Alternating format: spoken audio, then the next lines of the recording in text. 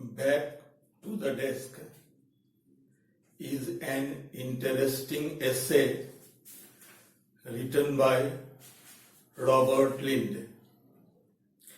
This essay preaches the gospel of action, activity, devotion to duty, commitment to responsibility. We have to remember that Robert Lynd was a literary editor of a famous journal, the Chronicle, and he wrote several articles for another reputed journal, the Statesman. The whole life he wrote several essays, several articles for different journals and newspapers. So for writing anything, you need contemplation, you need profound thinking. So I would like to say that Robert Lynd was devoted to his duty, he was devoted to his responsibility to a very great extent. He was a writer, and writing needs lots of labor and perspiration. I remember some lines of Francis Bacon. Reading makes a full man, conference a ready man, while writing makes an exact man. If you want to be a writer, you must have exact ideas, you must have precise views, and you must have appropriate words. Only then you can be a good writer. Robert Lynd laid stress on preciseness and exactness, just as the old man of Hemingway. The old man of Hemingway, a fisherman, Santiago, goes in the middle of the sea to catch fish. He sticks to rules. He does not violate the rules. So many fishermen come to him to learn how to catch fish. So this old man, Santiago, also believes in exactness and preciseness. The writer Robert Lynd says that work is worship for him. After holy day, he comes to join his duty. He starts writing essays, and in his duties, in his work, he feels peaceful. He feels some sort of tranquility. Writing is not his profession, it is his vocation. So, in the beginning of the essay, the very first line of the essay is, there is something peculiarly restful in returning to work after a holiday. He says that for 1 week he has done nothing. And this doing nothing has given him lots of stresses and strains. He is a man of action. He is a man of dynamism. He believes in heroism. He believes in new adventures, discovering new ideas and new views. So he cannot sit idle. If he has nothing to do, he feels some sort of restlessness. So he says that if I go on holiday, now I don't feel any pleasure, any happiness. During holidays, I become inactive. I am a victim of inertia. I am a victim of pessimism. And when I work, I have some optimistic ideas. I believe in the philosophy of action. So he says that if I go on holiday in a hotel in London, first of all, I have to rise early. I have to take exercise. I have to walk in the morning. I don't take breakfast in the bed. I do lots of things. And after doing my exercise, I go to the hotel and ask for the menu. I find a large number of things. If I eat so many things, I'll become fat. I'll become inactive. So I don't like to eat so many things. I like to eat some keeper or a boiled egg. After taking breakfast, I don't want to sit idle in the room. I go out. I want to see the beautiful places, the beautiful scene of the bay. The bay has its own beauty, its own charm, its own wonder. I walk on the coast road and I walk for several hours and I enjoy the beauty and the ecstasy which I get from the beautiful bay. After doing all these things, the writer says that he goes to play golf. Golf is an innocent looking game. When you play golf, you have to stoop for taking the ball out of the hole. It takes lots of pain. It takes lots of energy to play golf. He says that I get tired, I get exhausted after playing golf.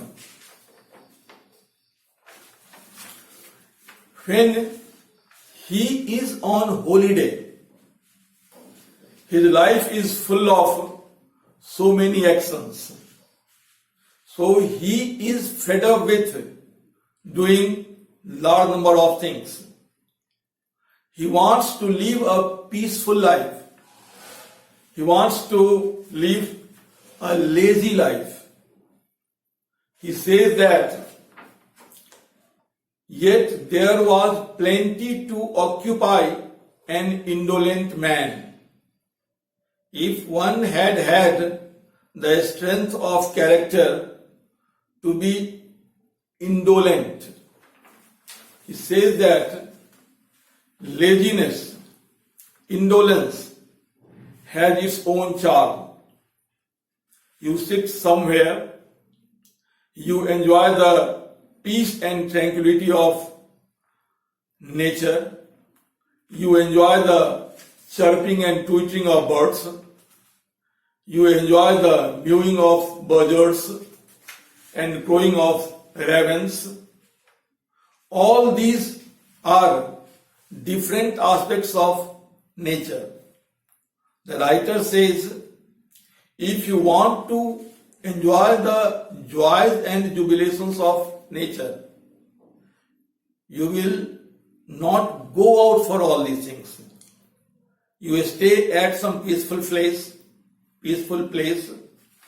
and you will find all these beautiful things of nature. So, he says that, Robert Lynd says that when he was young, when he was a youth, he enjoyed the restful holiday. He did not rise early in the morning. He did not take exercise. He took a delicious breakfast and he enjoyed a lot. But now he is a middle-aged man. When he goes to the hotel to enjoy some holiday, he has to do lots of physical exercise. For keeping his body fit, he takes to regular exercise. Without exercise, he cannot enjoy healthy life. So he says that in youth, your life is full of joys, full of raptures.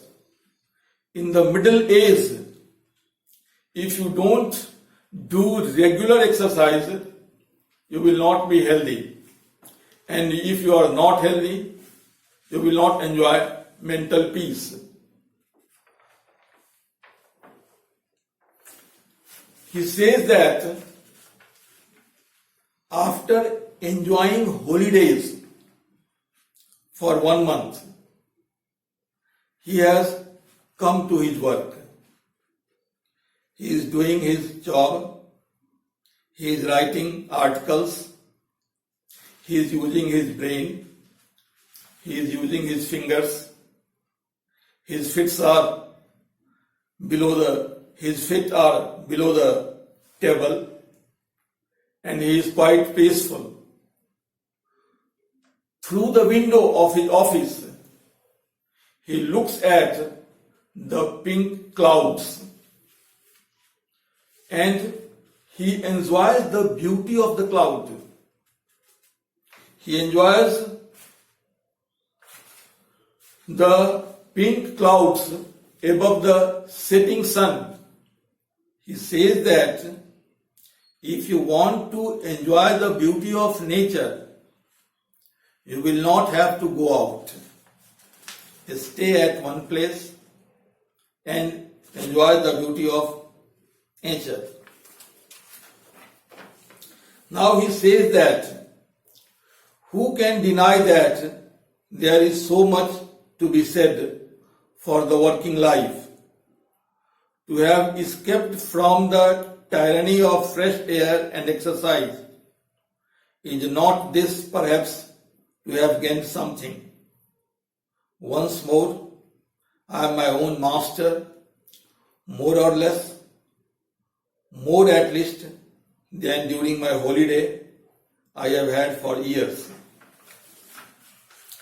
In this essay, Back to the Desk, Robert Lynd speaks of the importance of work, the value of job, the value of writing. He lays stress on the life of activity. Robert Lynd has written another essay on holidays. In this essay, he asks people to enjoy the life of holidays. He inspires people to go out of the daily routine, go to some hill area, go to some mountain and enjoy the pleasures of life. He says that routine life is always monotonous, always boring, always insipid. He gives a very remarkable epigram. He says that if you do not slay your habits will slay you. So in this essay, he asks people to go in the woods and enjoy. The woods are lovely, dark and deep. He asks people to enjoy the dark forests. But in Back to the Desk, he says that the woods are lovely, dark and deep, no doubt. But I have promises to keep and miles to go before I sleep, and miles to go before I sleep. So he accepts the romantic view of life. He wants pleasures of life. He is not an escapist. He is a realist. Life full of joys, full of beauty, full of charm is essential. At the same time, life without action, life without contemplation is absurd. It is useless. So he gives two philosophies. In Back to the Desk, he gives the philosophy of work, and in On Holiday, he gives the philosophy of joys. Tennyson has written 2 poems, Ulysses and the Lotus Eaters. In the first poem, Ulysses is the king of Ithaca. He had taken part in the Trojan War. After taking part in the Trojan War, he comes to Ithaca and rules over his people for a long time. Now he is an old man, but he is not satisfied with ruling over the uncivilized people. He wants to go out, he wants to start a new journey, and he wants to discover new lands. He wants to get new ideas. Through Ulysses, Tennyson projects the philosophy of activity, dynamism, heroism, courage, and new adventures, new discoveries. It was Victorian age was an age of science and technology. The scientists were creating new inventions. They were getting new discoveries. So in the poem Ulysses, Tennyson gives a positive picture of life. In the Lotus Eaters also, Ulysses is the hero of the poem. He is coming after the victory of the Trojan War. He reaches an island full of lotus eaters. The lotus eaters are lazy, indolent people. They do nothing. They are victims of inertia. And Ulysses also does not like to do anything in the island of lotus eaters. He keeps sleeping. He enjoys different kinds of foods. And at one place in the poem, he says, if death is the end of life, then why should all labor be? People die, people leave this earth. So, what is the utility of doing great deeds? So, in this poem, the lotus eaters, through Ulysses, Tennyson gives the philosophy of pessimism, inertia, and inactivity. Similarly, Robert Lynd, in the Back to the Desk, he inspires us to do a large number of positive things. And in another essay on the holy day, he says us to enjoy the beauty of life. Oh, this essay, Back to the Desk, has its own beauty of simplicity. It has its own aesthetic sense. It is full of humor. It is full of practical suggestions. It has its own ease. It has its own charm. The beauty of the essay lies in its aesthetic quality, in its pragmatic suggestions. The essayist inspires us. He asks us to do lots of good work, to create immortal works of literature. His suggestions are practical, his suggestions are positive. At the same time, the language of the essay has its own beauty. Its beauty lies in the simplicity, the biblical simplicity, the biblical sublimity. Milton and Johnson uses pompous and bombastic words. They write long, complex sentences. But Robert Lynd, he uses mellifluous, sweet and simple words.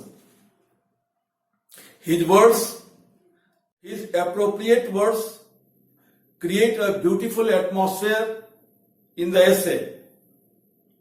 And through his language, he is able to convey his logical ideas. So, Back to the Desk is one of the most amusing essays of Robert Lynd, and Robert Lynd is one of the greatest essayists, one of the illustrious journalists of 20th century.